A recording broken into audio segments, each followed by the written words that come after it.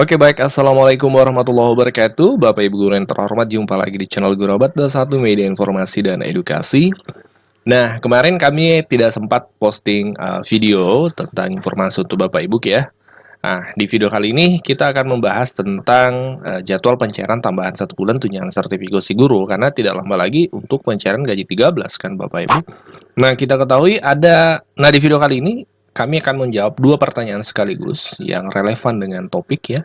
Yang pertama, apakah benar, pertanyaan dari Bapak Ibu subscriber, apakah benar ada aturan tentang guru diberikan 1 bulan TPG dalam THR dan gaji 13-nya?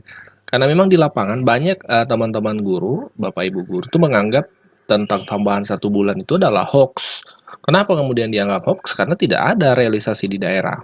Tapi di sebagian daerah yang lain, itu justru bersyukur karena ada pencairan itu. Mulai dari yang tahun lalu 50% dengan yang tahun ini 100% TPG, 1 bulan TPG dalam komponen THR itu cair. Sehingga anugerah untuk sebagian guru di daerah, sebagian yang lain menganggap justru ini tidak benar informasinya. Oke, Bapak Ibu, kita akan cek secara regulasi ini untuk meyakinkan Bapak Ibu bahwasanya ada peraturan yang ditetapkan oleh pemerintah. Adapun nanti realisasi atau pemaknaan aturannya ini barangkali ada tafsir yang lain terkait bagaimana merealisasikan regulasi ini Bapak Ibu ya. Kami tidak akan bahas itu, yang kami sampaikan bahwasanya ada aturan terkait hal tersebut. Oke, kita mulai Bapak Ibu. Peraturan itu berasal dari pusat yang ditetapkan oleh Pak Presiden Republik Indonesia, Pak Joko Widodo, melalui Peraturan Pemerintah Republik Indonesia Nomor 14 Tahun 2024, Bapak Ibu, tentang pemberian tunjangan hari raya dan gaji 13 kepada aparatur negara, pensiunan, penerima pensiun, dan penerima tunjangan tahun 2024. Di sini regulasi ini total PDF-nya ada 35 halaman. Tapi kita akan fokus pada pasal yang menjelaskan tentang topik kita. Di pasal 6 ayat 1, disebutkan bahwa tunjangan hari raya dan gaji 13 yang anggarannya bersumber dari anggaran pendapatan dan belanja negara bagi PNS, P3K, TNI, Polri, pejabat negara, Dewas, KPK, pimpinan lembaga penyiaran publik, dan pegawai non-pegawai ASN yang bertugas pada lembaga penyiaran publik terdiri atas komponennya. Yang pertama, gaji pokok, tunjangan keluarga, tunjangan pangan, tunjangan jabatan atau tunjangan umum, tunjangan kinerja. Nah, bagaimana dengan guru? Ada tambahan penjelasan Bapak Ibu di ayat ketiga dari pasal 6 ini. Dalam hal guru dan dosen yang gaji pokoknya bersumber dari APBN, anggaran pendapatan dan belanja negara, tidak menerima tunjangan kinerja, sebagaimana dimaksud pada ayat 1 di atas tadi, tentang komponen, dapat diberikan tunjangan profesi guru atau tunjangan profesi dosen yang diterima dalam 1 bulan. Nah, jadi ada memang yang menyebutkan regulasi tentang tambahan 1 bulan itu Bapak Ibu. Diterima dalam 1 bulan tunjangan profesi guru atau tunjangan profesi dosen bagi dosen. Adalah komponen pemberian THR dan gaji ke-13 ya. Komponen yang akan diberikan adalah gaji pokok, tunjangan jabatan /umum, tunjangan yang melekat pada gaji pokok itu adalah tunjangan keluarga dan tunjangan pangan.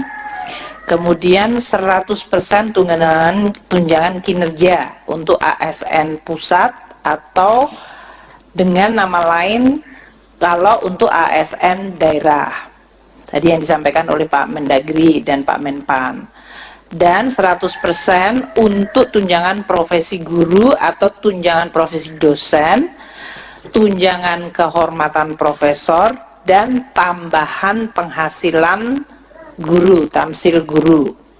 Nah, itu Bapak Ibu ya, tadi pertanyaan pertama sudah clear kami rasa. Pertanyaan kedua, Min, adakah informasi jadwal atau tanggal pencairan gaji 13 tahun ini? Oke, THR kemarin sudah kita lalui, terlepas dari efeknya akan beragam karena ada yang lebih senang karena menerima THR, tapi ada yang lebih senang karena menerima tambahan 1 bulan, ada yang senangnya ya senang menerima THR tok seperti itu. Ya, terkait ini polemik ini kami tidak akan menanggapi lebih jauh karena ini ranahnya pemerintah ya untuk memberikan penjelasan kenapa bisa ada pencairan di daerah sementara di daerah B tidak. Kami hanya menyampaikan informasi yang dari pusat disampaikan seperti itu. Oke, terkait jadwalnya, ini juga disampaikan oleh Ibu Menteri Keuangan untuk jadwal pencairan gaji 13. Kita sedang berada di pertengahan Mei, tidak lama lagi kita akan masuk Juni. Di Juni itu tanggal bulan spesial untuk gaji 13 tahun ini Bapak Ibu. Yuk kita simak penjelasan dari Ibu Menteri Keuangan. Mengenai kapan waktu pemberiannya, sebetulnya sudah sering saya sampaikan, yaitu THR akan dibayarkan paling cepat 10 hari sebelum Hari Raya Idul Fitri. Jadi apabila belum dibayarkan, dapat dibayarkan setelah Hari Raya Idul Fitri. Untuk beberapa daerah memang mungkin karena bukan Hari Raya Idul Fitri, dia bisa dibayarkan sesudahnya. Sedangkan untuk gaji ke-13 akan dibayarkan pada bulan Juni 2024. Dan apabila belum selesai pada Juni juga bisa dibayarkan sesudah Juni. Pak Menpan mungkin bisa menyampaikan komponen mengenai THR dan gaji ke-13 sesuai dengan peraturan pemerintah yang sudah diterbitkan oleh Bapak Presiden. Ada kiriman pantun buat Bu Menteri ini. Wah. Pergi ke kebun melihat badak, diberi minum pakai ember. Tidur malam sudah tidak nyenyak lantaran menunggu pengumuman THR. Dan hari ini Bu Menteri mengumumkan, saya kira ini sudah nanti teman-teman bisa ada kepastian, bisa tidurnya. Cuman ada pertanyaan, siapa saja yang dapat THR ini? Apakah honorer dapat?